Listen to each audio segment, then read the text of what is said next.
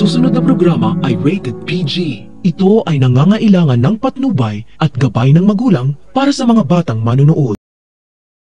Malapit nang lumabas ang katotohanan tungkol sa tunay na pagkatao ni Doc Lyndon. Dahil ayon kay Doc Katie, walang pamilya si Doc Lyndon sa Pilipinas dahil nasa Amerika silang lahat. Nagtanong kasi ang doktor kay Doc Lyndon kung sino ang pamilya niya na pwedeng mag-alaga sa kanya habang nagpapagaling siya sa ospital dahil hindi siya makakalakad ng 2 buwan. Kaya si Doc Katie na mismo ang nagbunyag na nag-iisa na lang si Doc Lyndon sa Pilipinas dahil nasa Amerika na pala lahat ng kanyang kamag-anak, kaya sila Doc Katie mag-aalaga sa kanya.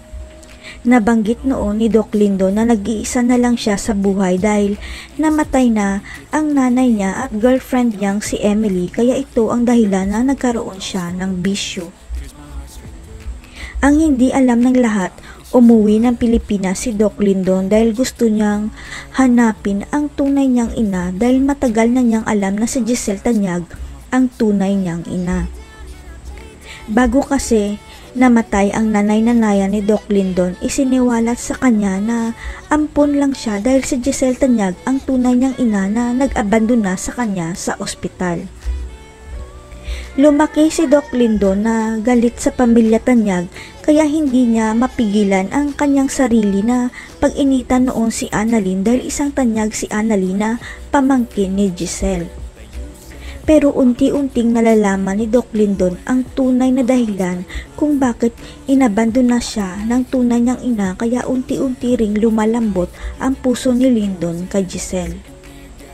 Pero hindi pa handa si Doc Lyndon na ibunyag ang katotohanan na isa siyang Tanyag dahil naging komplikado ang sitwasyon nang dumating si Eric at Justin sa Apex.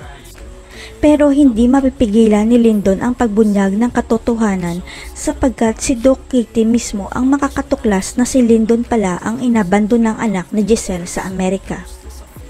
Sapagkat hindi sinasadyang makikita ni Doc Katie ang birth records ni Doc Lyndon sa bahay nito habang kumukuha siya ng mga gamit ni Lyndon na kailangan sa ospital.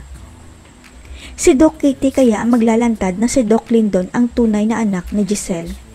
Lumalayo kaya si Justin kay Giselle dahil alam niyang hindi siya tunay na Tanyag. Abangan.